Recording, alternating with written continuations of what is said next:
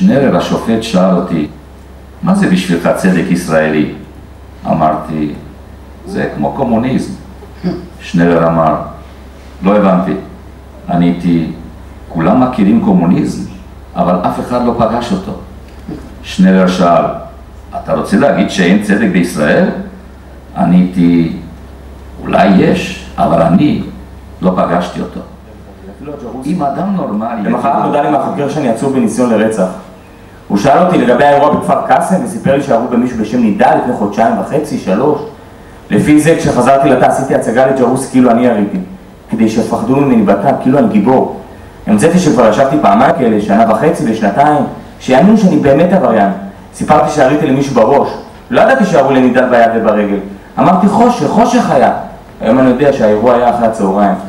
הג'רוסי שאל אותי, חושך? ואני התקשרתי לאמא ואמרתי לה שעורך הדין מרקוס מציע לי לעשות הסכמה. שמחנו בגלל ההצעה שלא יהיה שום דבר.